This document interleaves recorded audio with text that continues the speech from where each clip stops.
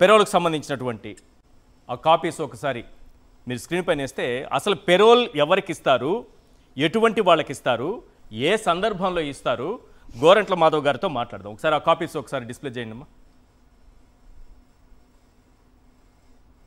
Yes sir Madhav గారు, ఒక rowdy షీటర్కి జీవిత ఖైదు ఉన్నటువంటి ఒక ఖైదీకి పెరోల్ కోసం 2 ఎమ్మెల్యేలు సిఫార్సు చేశారు సార్.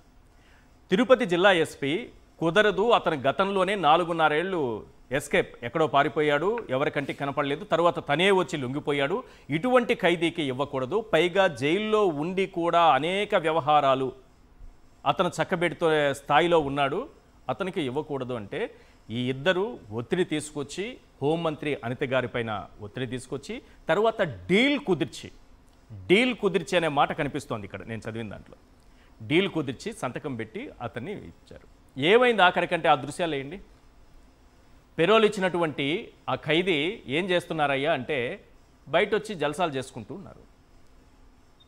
నిజానికి ఎలాంటి వారికి అక్కడ చూడండి, ఇది పెరోల్ ఎవరికి ఇచ్చారో చూడండి, ఎటువంటి పవిత్ర కార్యానికి పెరోల్ ఇచ్చారో చూడండి, ఎటువంటి గొప్ప కార్యక్రమానికి పెరోల్ ఇచ్చారో చూడండి.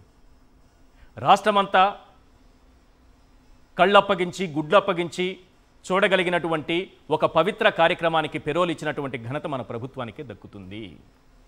ఇది అసలు పెరోల్ అనేది ఎవరికి ఇస్తారు సార్? ఫస్ట్ మీ అనుభవం, మీరైతే ఆ డిపార్ట్మెంట్లో ఉండి వచ్చారు కాబట్టి మిమ్మల్ని అడుగుతున్నా. ఈశ్వర్ గారు, ఇప్పుడు పెరోల్ అనేది ఈ జీవిత ఖైదు ఎవరైతే అనుభవిస్తున్నారో వాళ్ళకి ఇచ్చేటప్పుడు ఫస్ట్ ఆఫ్ ఆల్ 3 సంవత్సరాలు దాటి ఉండాలి. ఆ ఖైదీ శిక్ష అనుభవిస్తున్న కాల వ్యవధి 3 సంవత్సరాలు దాటి ఉండాలి మినిమం. అది ఓకే, ఇతనికి ఉంది, ఆ అర్హత అయితే ఉంది. తర్వాత సత్ప్రవర్తన కలిగి ఉండాలా, ఇది పాయింట్, సరైన కారణం కలిగి ఉండాలి. ఓకే, సత్ప్రవర్తన, సరైన కారణం, ఇవి 2 ఉన్నాయి అని లోకల్ పోలీస్ ఆఫీసర్, ఎవరైతే local police officer, concern police officer ఉన్నారో ఆయన ఎంక్వైరీ చేసుకుని ఎస్బీ ద్వారా తన ఇంటెలిజెన్స్ ద్వారా ఎంక్వైరీ చేసుకుని ఆయన ఒక రిపోర్టునిచ్చి ఇతను బయటకు వస్తే ఇతను ఎలాంటి రౌడీజం చేయడానికి వీలు లేదు, ఇతను ఎలాంటి మర్డర్లకు కానీ మానభంగాలకు కానీ అసాంఘిక శక్తులకు కానీ అసాంఘిక చర్యలకు కానీ పాలు పడడానికి వీలు లేదు, మేము కంట్రోల్ చేయగలుగుతాము అని ఒక గ్యారంటీ లాగా ఇతనికి రికమెండ్ చేస్తే దాన్ని మళ్ళీ డిఎస్పీ రికమెండ్ చేయాలి, ఎస్పీ గారు రికమెండ్ చేయాలి, దెన్ గవర్నమెంట్ పోవాలి. ఈ దీంట్లో ఎస్పెషల్లీ నేను చూసినాను, మొట్టమొదట ఈ అప్లికేషన్ పోవడమే హోమ్ మినిస్టర్ గారి దగ్గరికి పోయింది. First direct circulate the file అని ఆమె రాసి ఉంది, స్వయంగా రాసి సంతకం పెట్టింది. అదే కిందికి వచ్చింది. కిందికి వచ్చినప్పుడు మళ్ళీ ఆర్డర్గా ఆమె దగ్గరికి పోందే, హోమ్ మినిస్టర్ గారి దగ్గరికి పోందే జీవో ఇష్యూ కాదు, ఇదందరూ కూడా గమనించాలి. ఆమె బుకాయించడానికి కానీ ఆమె నాకు తెలియదనడానికి కానీ వీలు లేదు. ఖచ్చితంగా హోంమంత్రి అనుమతితోనే ఆమె కన్సల్ట్తోని ఆమె నాలెడ్జ్తోని మాత్రమే ఈ జీవో ఇష్యూ అయ్యిందనేది క్లియర్ కట్గా మనకు ఆ జీవో చెప్తా ఉంది. తర్వాత దానికంటే ముందు ఆ అరుణ అనే లేడీ కూడా చెప్తా ఉంది, సర్క్యులేట్ అయినదే అక్కడి నుంచి అయింది అనే మాటను క్లియర్గా చెప్పింది. అవును, ఇది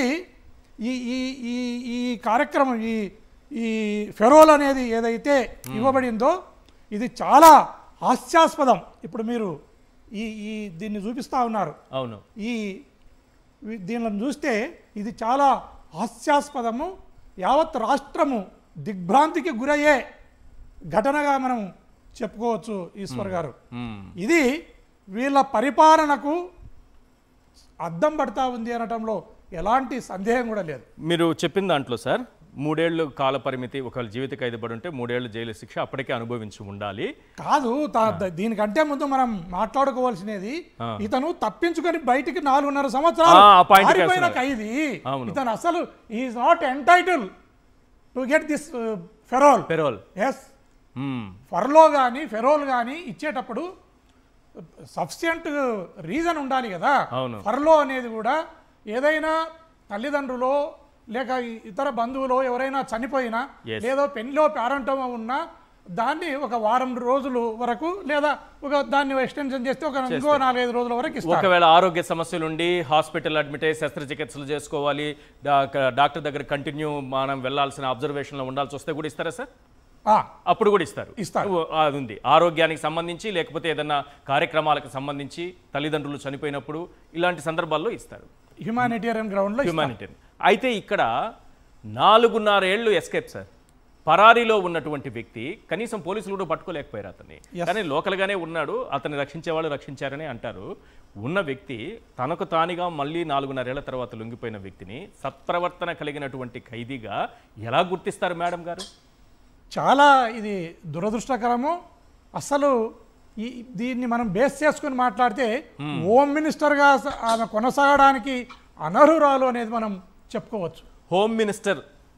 హోమ్ మినిస్టర్ అంటే జగన్ గారి హోమ్ గురించి, ఇంటి గురించి, ఆ ఇంట్లో వ్యక్తుల గురించి మాట్లాడడమేనా హోమ్ మినిస్టర్ బాధ్యత? లేకపోతే ఈ శాంతి భద్రతలు చూడడము, ఈ పెరోళ్ళు ఇవ్వడము ఈ బాధ్యతల? తర్వాత ఇంకొకటి దీంట్లో విపరీతంగా సోషల్ మీడియాలో కానీ లేదా ఇతర డిస్కషన్ ఏముందంటే ఇందులో 2 కోట్ల రూపాయలు డీల్ కుదిరింది. ఆ 2 కోట్ల రూపాయలు ఖచ్చితంగా హోమ్ మినిస్టర్ గారికి ముట్టింది అనే చర్చ కూడా రాష్ట్రంలో 2 కోట్ల రూపాయల డీల్ అయితే. మరి చంద్రబాబు నాయుడు గారు ఏం యాక్షన్ తీసుకున్నారు? కంటి ముందే హోంమంత్రి అనిత గారు ఉన్నారు కదా. యథా రాజా తదా ప్రజ. చంద్రబాబు నాయుడు గారికి ఏం ఆలోచన ఉందో వాళ్ళ మంత్రులకు కానీ వాళ్ళ ఎమ్మెల్యేలకు కానీ అదే ఆలోచనే. తప్పు జరిగిందనే కదా పెరోల్ రద్దు చేశారు. అంటే తప్పు ఒప్పుకున్నట్టే కదా. మరి తప్పు వెనక ఏం జరిగిందని విశ్లేషించాల్సిన అవసరం ముఖ్యమంత్రి గారికి ఉందా లేదా? ఇప్పుడు తప్పు జరిగిందనేదే కాకుండా దీనిపైన ఖచ్చితంగా హోమ్ మినిస్టర్ గారి మీద యాక్షన్ తీసుకోవాలి. హోమ్ మినిస్టర్ గారి మీద ఖచ్చితమైన యాక్షన్ తీసుకుని తీరాలి. దీంట్లో సర్క్యులేట్ చేసినది ఫైలు ఆమె, ఫెరోల్ ఇచ్చినది ఆమె. ఖచ్చితంగా దీంట్లో తప్పు జరిగిందనేది కూడా నిర్ధారణకు వస్తుంది. తప్పు జరిగిందనే నిర్ధారణకు వచ్చి ఫెరోల్ను క్యాన్సల్ చేస్తుంది. ఫెరోల్ని క్యాన్సల్ చేసి అతన్ని మళ్ళా జైలుకు పంపిస్తుంది.